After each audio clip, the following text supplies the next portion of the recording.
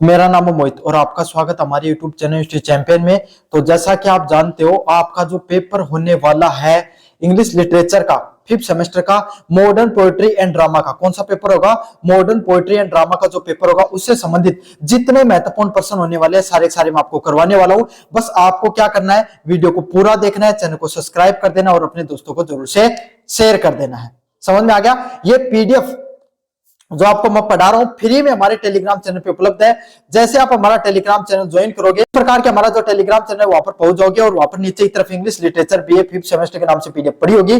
जाओ और उसको जाकर आपको सिंपल से पढ़ लेना है। समझ में आ गया? या फिर अगर यहां पर नहीं मिलती है तो आपको कुछ नहीं करना, ऊपर की तरफ हिस्ट्री चैंपियन लिखा वहां पर क्लिक करना है। वहां पर क्लिक करने के बाद में आपको नीचे की तरफ आना है फाइल वाले सेक्शन पे। कहां पर? फाइल वाले सेक्शन पे आना है। जैसे फाइल वाले सेक्शन पे आओगे, कोने में सर्च वाला ऑप्शन मिल जाएगा आपको और वहां पर आपको सर्च करने का ऑप्शन मिलता है इंग्लिश। क्या सर्च करने का ऑप्शन मिलता है? इंग्लिश सर्च करने का ऑप्शन मिलता है। सर्च कर लेना भाई ऑप्शन, तो क्या मिलेगा आपको, है ना? इंग्लिश सर्च कर लेना, स्पेलिंग अच्छे से देख लो। English literature BA 5th semester के नाम से पीडीएफ पड़ी होगी। यहाँ पर मैंने बाकायदा इंग्लिश जो इंपॉर्टेंट क्वेश्चन वो तो दिए हैं, उनका सॉल्यूशन और इंग्लिश और हिंदी में दोनों में बनाकर दिया है। शानदार कंटेंट आपको बनाकर दे रहा हूं मैं आपको, बस आपको अच्छे से पढ़ लेना है। साथ के साथ भाई आप सभी बच्चों से रिक्वेस्ट करना चाहूंगा कि चैनल को जरूर से सब्सक्राइब कर देना, क्योंकि अपन ने 25,000 सब्सक्राइबर, कितने?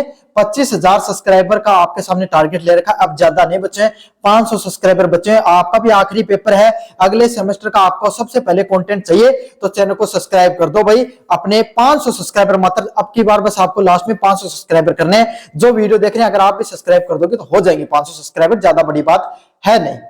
चलिए शुरू करते हैं यूनिट फर्स्ट का। इट्स इलियट और यूडोन का जो आपके सामने जो पहली यूनिट है उसका प्रश्न देखें। पहला प्रश्न है, give a critical appreciation of W.B. Yeats poem a prayer of my daughter. क्या है? W.B. येट्स की जो कविता है, मेरी बेटी के लिए प्रार्थना की आलोचनात्मक सराहना कीजिए। मतलब आपको क्या करना है, W.B. येट्स की जो कविता है मेरी बेटी के लिए एक प्रार्थना की, आपको क्या करना है, क्रिटिकली आपको अप्रिसिएशन करना, अंतर समझना। पहले आप उसमें क्रिटिसाइज करोगे, मतलब उसमें क्या क्या कमियां वो बताओगे, फिर आपके सामने उसमें क्या क्या अच्छी चीजें हैं, कैसे लिखा गया उसके अंदर क्या क्या बेहतरीन चीजें, उसके बारे में भी आपको बात करनी है। सारी की सारी चीजें आपको विस्तार से बतानी है। समझ में आ गया आपको अच्छे से? चलिए अगले वाले प्रश्न की तरफ बढ़ते हैं आपके सामने। अगले वाला प्रश्न है, discuss how Marina reflect the spiritual vision of T S. Eliot. T S. Eliot की कविता मरीना में उनके आध्यात्मिक दृष्टिकोण को कैसे व्यक्त करती है, इसके बारे में आपको बताना है। तो यूनिट फर्स्ट की जो इंपॉर्टेंट आपके सामने जो प्रश्न है, टी.एस. एलियट की कविता मरीना में उनका आध्यात्मिक दृष्टिकोण कैसे होता है, क्या होता है, उनका सोचने का तरीका, उनका आध्यात्मिक दृष्टिकोण कैसे, उसके बारे में आपको बताना है। मोस्ट इंपोर्टेंट क्लास है। कैसी क्लास है? मोस्ट इंपोर्टेंट क्लास है। अच्छे से कर लेना भाई, क्या कर लेना, अच्छे से इसको पढ़कर चले जाना। चलिए अगले वाला प्रश्न है, how does W.H. Auden elevate the role of poetry in the memory of W.B. Yeats. In memory of W.B. Yeats में ओडेन कविता की भूमिका पर किस प्रकार की विचार व्यक्त कीजिए। मतलब आपको क्या करना है, इन मेमोरी ऑफ W.B. येट्स में ओडेन की कविता की क्या भूमिका, उसके बारे में आपको विस्तार से बताना है। साथ के साथ काफी मोस्ट इंपोर्टेंट प्रश्न है, अच्छे से कर लेना कि भाई जो W.H. ओडेन है उनकी जो कविता है उसकी क्या भूमिका रही, उसके बारे में आपको विस्तार से बताना है। अगले वाला है आपके सामने यूनिट नंबर 2, फ्रोस्ट, लेकिन और जो हेनिये है उनके द्वारा जो आपके सामने कहानी लिखी गई उसकी बात करें।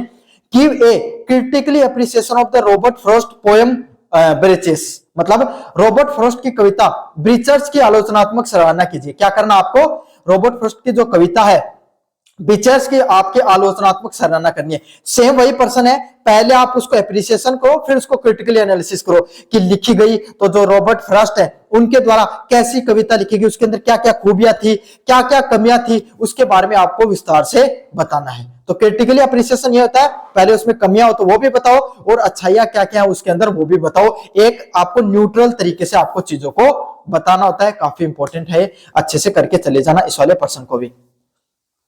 अगले वाले प्रश्न की बात करें आपके सामने, examine the tone and theme of faith and doubt in the church going by the Philips Larkin. Philip Larkin की चर्च गोइंग में आस्था और संशय के अवसर का क्या कीजिए, परीक्षण कीजिए। क्या करना है, फिलिप लार्किन की जो चर्च गोइंग में कैसी आस्था है, क्या आपको संशय दिखाई पड़ता है, उसके बारे में आपको विस्तार से बताना है। मोस्ट इंपोर्टेंट पर्सन है। कैसा पर्सन है भाई, मोस्ट इंपोर्टेंट पर्सन है। अच्छे से इस पर्सन को करके चले जाना। अगले वाले पर्सन की बात करें, discuss imaginary and the symbolism of the blackberry picking by the Samuel heinous.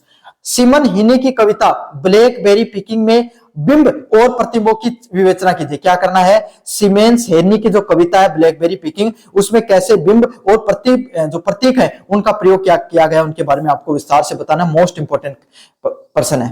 कैसा पर्सन है, मोस्ट इंपोर्टेंट पर्सन है। अच्छे से करके चले जाना। चलिए अगले वाले की बात करें, यूनिट नंबर 3 की इंडो इंग्लिश पोएट्री की बात करें। Give a critically appreciation of the king Porus a legend of the old by M Mohammad Shan Dutt. M Madhusudan Dutt की कविता राजा Porus a legend of old की आलोचनात्मक सराहना कीजिए। मतलब आपको क्या करना है, एम मधुसूदन दत्त की जो कविता है राजा पोरस, जो एक लीजेंड ऑफ ओल्ड थे, उसकी भी आपको आलोचनात्मक सराहना करनी है। ये सभी पर्सन काफी मोस्ट इंपोर्टेंट है, अच्छे से कर लेना। राजा पोरस जो मधुसूदन दत्त के द्वारा जो लिखी गई है, उसके बारे में आपको क्रिटिकली अप्रिसिएशन देना है। दोनों में बता रहा हूं ताकि आपको भी दिक्कत नहीं हो भाई। Examine how courage and dignity are portrayed in the King Porus, a legend of old। राजा पोरस में साहस और गरिमा का चित्रण की समीक्षा कीजिए। कैसे आपके सामने राजा पोरस है, उसका कैसे करेज कैसे दिखाया उन्होंने, कैसे उनकी डिग्निटी को शो किया जाता है, उसके बारे में आपको विस्तार से बताना है। ये भी अच्छा पर्सन है भाई, अच्छे से इन पर्सनों को करके चले जाना, एग्जाम में पर्सन देखने को मिलेंगे। अगले वाले पर्सन की बात करें, discuss the symbolic contrast between the strength and the gentleness in the tiger and the deer by Shri Aurobindo.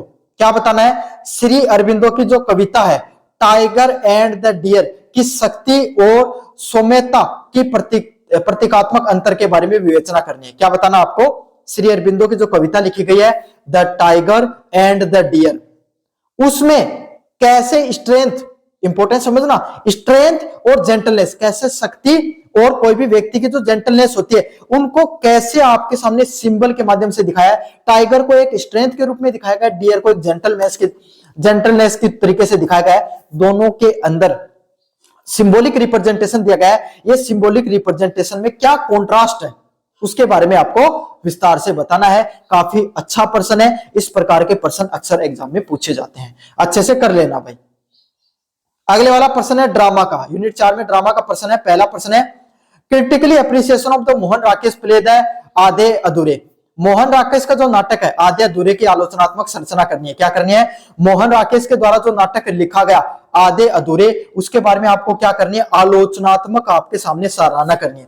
क्या करनी है, आलोचनात्मक आपको सराहना करनी है। बार बार बता रहा हूं, आधे अधूरा जो आपके सामने जो नाटक है उसमें जो मोहन राकेश है उन्होंने कैसे कंटेंट को लिखा, राइटिंग स्किल कैसे उनकी, कैसे उन्हें मेटाफर्स का यूज किया है, कैसे इन्होंने सिंबोलिज्म का प्रयोग किया है, कैसे इन्होंने अपने प्ले को इतना शानदार बनाया गया है और क्या कुछ कमियां इनके द्वारा रखी गई हैं, उसके बारे में आपको विस्तार से बताना है।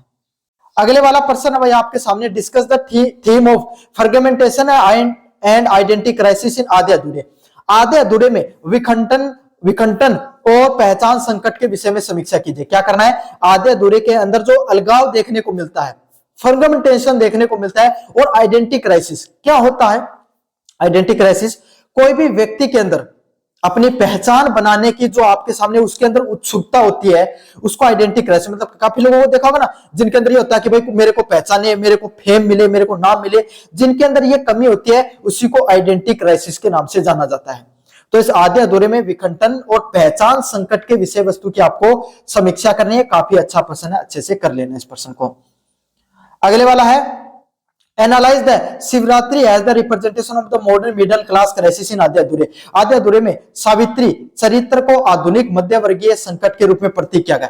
तो जो आधे अधूरे जो नाटक है इसके अंदर एक कैरेक्टर है, किसका नाम का, सावित्री का, और उसको जो आज का मिडिल क्लास जो मॉडर्न मिडिल क्लास है उसके कैसे उसको किन किन प्रॉब्लम का सामना करना पड़ता है, एक महिला होती हो तो आपके सामने आपको कैसे समस्याओं का सामना करना पड़ता है, इसके बारे में आपको जो एक सिंबल के रूप में, एक कैरेक्टर को एक सिंबल के रूप में दिखाया गया है, मध्यम वर्गीय लोगों के जीवन का जो संकट है उसके बारे में बताया गया है। तो आपको उसके बारे में एक्सप्लेन करना है कि क्या क्या प्रॉब्लम एक मिडिल क्लास फैमिली को देखने को मिलते हैं और उसको सावित्री के माध्यम से कैसे बताया गया है, इसके बारे में आपको विस्तार से बताना। काफी ज्यादा मोस्ट इंपोर्टेंट प्रश्न है, अच्छे से कर लेना। चलिए ये थे मॉडर्न पोएट्री एंड ड्रामा के प्रश्न। विस्तार से सभी प्रश्नों को देखकर चले जाना एग्जाम में जाने से पहले।